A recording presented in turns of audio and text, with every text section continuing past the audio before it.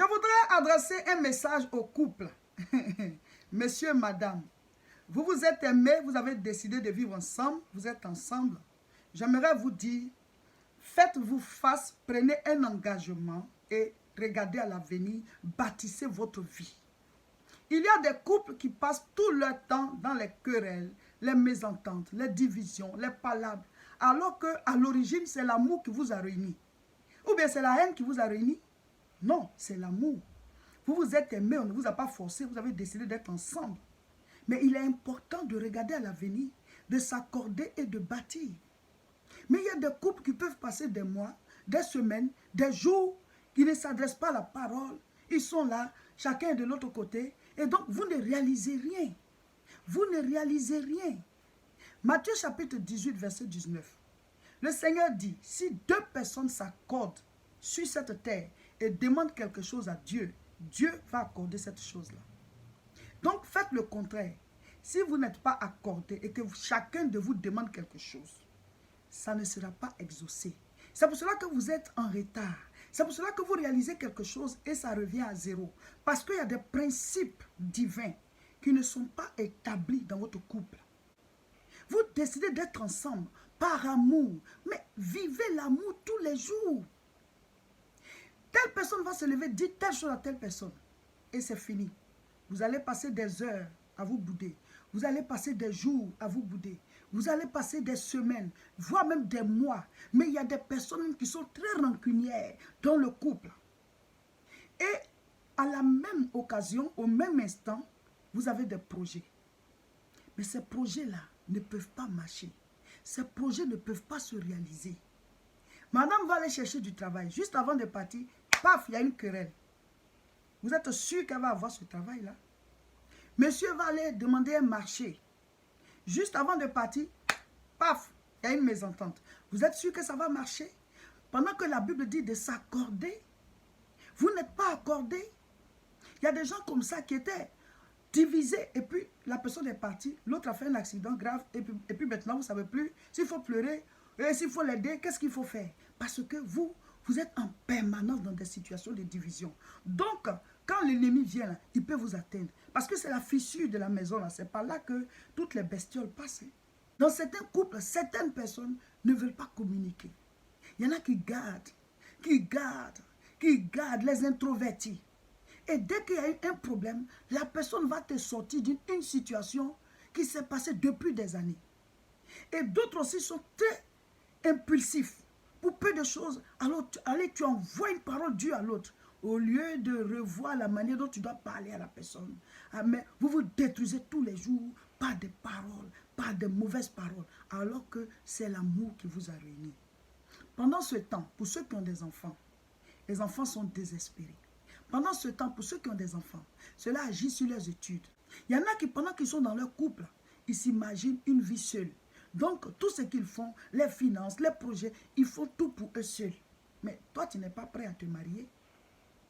Il y en a, pendant qu'ils sont dans le couple, ils s'imaginent qu'un jour, ils vont quitter pour aller avec quelqu'un d'autre. Parce que telle personne avec qui la personne est a tel défaut. Mais je vais te dire, là où tu vas, il n'y a pas de défaut. Toi, tu fuis les problèmes. Tu ne cherches pas à les régler. Là où tu vas partir, qu'est-ce qui te dit que les défauts ne seront pas plus graves que ceux que tu as laissés ici? Quand on a décidé d'être ensemble, la Bible dit c'est pour la vie. Donc, chers couples, quand vous êtes ensemble, soyez un. Entendez-vous. Réglez vos problèmes et mettez l'amour au-dessus. Il y a des couples où chacun se dit que c'est l'autre qui a un problème. On ne se remet jamais en cause. Dès qu'il y a une situation difficile, dès qu'il y a des mésententes, dès qu'il y a des querelles, on dit c'est l'autre qui a provoqué, c'est toujours lui, c'est toujours lui. Pourtant, si chacun se remet en cause, si chacun se demande ce qui ne va pas de son côté, ce qu'il doit rectifier, ben, tout va aller bien. C'est comme ça.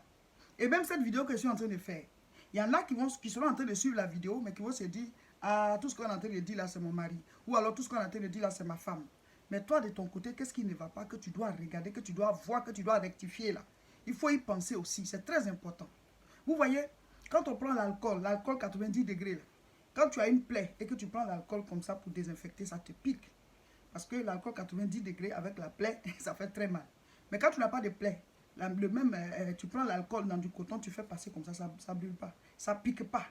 Donc, si tu dis que l'autre a un problème et qu'il y a un caractère peut-être d'alcool là, c'est que toi aussi tu as une plaie. Si ça te pique, c'est que tu as une plaie. Voilà. Donc soigne ta plaie pour que l'alcool ne te pique pas. Pour que ça ne te pique plus. Ça veut dire quoi? Chacun de nous doit se dire, ben, qu'est-ce qui moi aussi ne va pas chez moi, puis ça fait que je réagis chaque fois qu'il y a telle ou telle chose. Voilà. Donc, quand chacun règle pour lui et que l'autre aussi règle, vous allez voir que ça va aller. C'est comme ça. Donc, chaque jour, on s'étudie, on s'apprend et on apprend des choses de l'autre et on évolue. La Bible dit quoi? L'homme quittera son père et sa mère, s'attachera à sa femme, les deux deviendront une seule chair. On quitte, on s'attache. Devenir, c'est tout un processus. Il y a des couples où l'un d'entre eux est dirigé par une personne, soit de la famille, ou bien un de ses amis, ou bien son ami, sa camarade. Ou alors c'est tous les deux, chacun est dirigé par quelqu'un d'autre et ils viennent avec les conseils des autres là, ils veulent gérer leur couple avec ça. Donc les mésententes, ça ne finit pas. Parce que quand il y a quelque chose qui se passe, ben, il faut qu'il explique à son ami et c'est ce que son ami va dire là. C'est ça qu'il va appliquer. À celle-ci aussi, quand quelque chose ne va pas, il faut qu'elle explique à son ami ou à sa soeur et c'est ce que sa soeur va dire là, qu'elle va appliquer. Or la Bible dit que l'homme quittera son père et sa mère s'attachera à sa femme. Ça veut dire que la femme, elle a déjà quitté même. C'est l'homme qui quitte maintenant, et puis les deux s'attachent. Ça veut dire que naturellement, la femme a été créée pour être avec l'homme. Donc maintenant, l'homme, lui, doit quitter, s'attacher. Ça ne veut pas dire que ce ne sont plus nos parents, mais c'est un symbole pour dire que vous créez une nouvelle personne. Vous devenez une seule chair. Donc, ce n'est pas quelqu'un d'autre qui va vous diriger. Il y a des gens, même, c'est les parents qui dirigent leur couple. D'autres, c'est leurs soeurs. C'est ce que ta soeur dit là que tu dois faire. Ce que ton frère dit là que tu dois faire. Alors que ton mari et toi, vous avez pris des décisions. Ta femme et toi, vous avez pris des décisions. Mais ce que ta mère va dire, ce que ton père va dire, et tout ça, ça influence le couple. Et vous êtes aimés à l'origine, mais tout le temps, c'est des querelles, des divisions et tout. Et vous ne bâtissez rien. Ce qui crée plus de mésententes dans les couples, c'est quand l'un parmi vous va coucher ailleurs. Le fait de laisser son conjoint pour aller coucher ailleurs, ou sa conjointe pour aller coucher ailleurs, ça crée plus de mésententes, ça détruit le couple, ça met vraiment la tristesse, ça blesse le cœur et l'amour propre de l'autre. Si on est chrétien, si on croit en Dieu, si on décide de marcher dans les voies du Seigneur, on ne doit pas se comporter comme ça. Parce que ça, c'est une puissance maléfique que vous faites rentrer dans votre vie, que vous faites rentrer dans votre couple. Parce que Dieu a créé Adam, Ève. Un Adam, une Ève. Mais aujourd'hui, beaucoup de personnes veulent vivre selon les lois de ce monde. Donc on se dit non, on a sa femme, on va aller ailleurs. On a son mari, on va aller ailleurs. Mais ça, c'est selon ce monde. Qu'est-ce que la parole de Dieu dit? Dieu nous recommande la fidélité. Donc si toi tu veux être sauvé, si tu veux que le sang de Jésus-Christ te donne le salut, tu dois marcher selon les voies du Seigneur. Donc tu dois appliquer la loi de Dieu dans ton couple, dans ton foyer. Ou alors ne te fais plus appeler chrétien. Parce que le chrétien, il doit vivre selon la parole de Dieu. Or Dieu a créé Adam, il a créé Ève. Donc tu dois marcher selon les voies du Seigneur. Parce que les relations extra-conjugales, ça crée plus de mésententes, de désarroi, de souffrance. Ça brise plus le cœur dans les couples. Et souvent, c'est ce qui est à la base même des mésententes. Donc, chers frères et sœurs, si vous suivez cette vidéo et que vous vous dites chrétien, vous ne devez plus mener cette vie-là. Parce que, qu'y a-t-il entre la lumière et les ténèbres? Quelle différence y a-t-il entre vous et les païens? Si vous devez vous comporter comme eux, si eux ils couchent ailleurs, vous aussi vous couchez ailleurs, quel conseil vous allez leur donner? Par rapport à quoi vous allez leur dire d'être chrétien si rien n'a changé dans votre vie à vous? En tant que chrétien, on doit mener la vie de Dieu. Nous sommes la lumière du monde.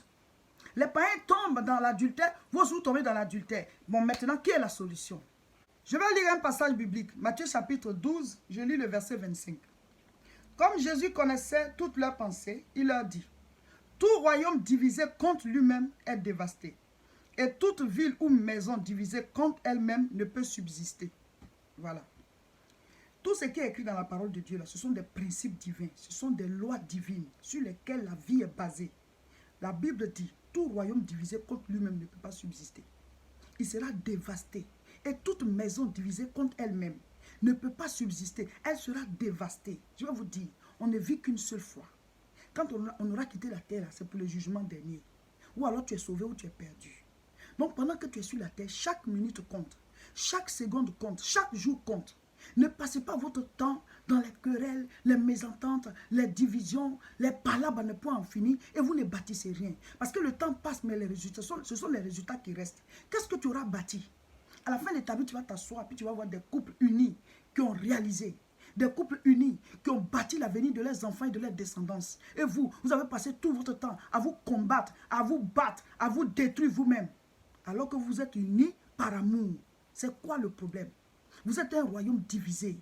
Vous êtes une maison divisée. Vous ne pouvez pas subsister, ni l'un ni l'autre. Vous ne pouvez rien réaliser, vous ne pouvez pas réussir. Vous ne pouvez pas réussir. C'est ce que la Bible dit. Donc chacun va se dire, dans tous les cas, moi je vais m'en sortir tout seul. Mais ce sera une réussite qui va retomber après. Parce que la Bible dit, si l'Éternel ne bâtit, ceux qui bâtissent travaillent en vain. C'est pour ça que certaines personnes passent tout leur temps, toute leur vie à réaliser des choses. Et à la fin, tout revient à zéro. Et on meurt pauvre, misérable. Plusieurs personnes ne savent pas que les couples sont beaucoup combattus. Le foyer est combattu. Parce que tout ce que Dieu a instauré est combattu par les démons. Le couple, le foyer, le mariage est une institution divine. C'est Dieu qui a célébré le premier mariage entre Adam et Ève. Il a dit, il n'est pas bon qu'Adam soit seul. Et il a créé, il a pris sa côte, il a fait une femme. Donc Adam, Ève est sortie d'Adam. Et donc quand vous vous remettez ensemble, monsieur, madame, quand vous vous unissez, ça fait l'image et la ressemblance de Dieu. Mais quand vous êtes séparés, ça fait moitié, moitié. Le squelette ici, la côte là-bas. C'est un mystère. C'est Dieu qui sait comment il a fait les choses. Donc, le couple étant une institution que Dieu lui-même a établie, les démons combattent le foyer. Les démons combattent le mariage. C'est pour cela qu'un couple, vous devez prier ensemble. Vous devez prier ensemble pour l'aspect spirituel de votre foyer. Pendant que vous êtes ensemble, il y a des puissances sataniques qui ne veulent pas que vous soyez ensemble.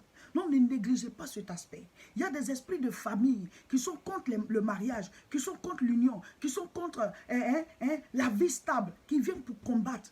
Et souvent, ça agit sur les émotions de certains d'entre vous. Il y a des gens, c'est pas qu'ils ont envie de faire des histoires, mais un coup, leurs émotions changent et la personne va créer tout de suite un problème. Elle va se rappeler une vieille histoire, elle va dire quelque chose et puis paf, le palabre reprend, les querelles s'installent encore, la mésentente, on ne se parle plus. Quand on règle, c'est juste pour quelque temps. Après encore, le démon qui ne veut pas que tu restes dans le couple, il tire sur la corde et paf, les esprits mauvais encore sont encore là. Et puis, vous êtes encore dans les ténèbres. Pourtant, vous pouvez agir autrement. Vous devez avoir la vie de prière commune, messieurs et madame. Vous devez avoir des jours où vous priez ensemble pour pouvoir demander la grâce de Dieu sur votre couple, la grâce de Dieu sur votre foyer. Parce que souvent, certains se disent, ah, mais dans tous les cas, si j'ai perdu ce foyer-là, je vais aller encore bâtir un autre foyer. Et sur l'autre foyer-là, encore, tu le paies. Et sur l'autre, encore, tu le paies. La solution, c'est cela. C'est d'avoir des temps de rencontre, messieurs et madame, où vous parlez, où vous priez et où vous réglez vos différends. Voilà. Et vous allez voir que vous allez repartir sur de nouvelles bases et apprenez à vous pardonner et à oublier les différends, à oublier ce qui vous avait causé des problèmes, des mésententes autrefois. Et vous repartez sur de nouvelles bases. La Bible dit que les bontés de l'Éternel se renouvellent chaque matin.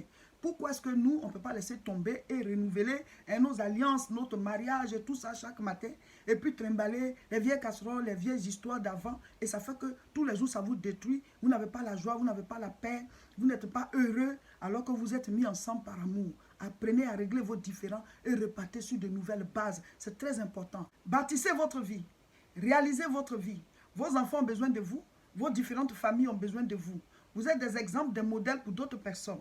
Donc quand un foyer est détruit, ben, ça fait le désespoir autour. Parce que d'autres se disent, vos enfants se disent, vos neveux, vos nièces, vos connaissances se disent, est-ce que nous on pourra réussir là où ils n'ont pas réussi? Dieu veut qu'on réussisse nos couples, Dieu veut qu'on réussisse nos foyers, Dieu veut qu'on bâtisse des familles solides. Parce que la société est basée sur la famille. Quand la cellule familiale est comme ça détruite, mais la société aussi est désemparée. Et ça ne va pas. Donc il est important qu'on ait des couples, des foyers solides pour que les familles soient solides et que le projet que Dieu a pour l'humanité puisse se réaliser. Tout part de la famille. C'est pour ça que Dieu a uni Adam et Ève. Donc mon frère, ma soeur, si tu es dans ton couple, tu es dans ton foyer et que ça ne va pas, asseyez-vous et réglez et vivez l'amour, créez toujours des occasions de joie. Voilà, monsieur et madame, oubliez les mésententes et invitez-vous au restaurant, créez de nouvelles atmosphères dans votre couple, soyez heureux.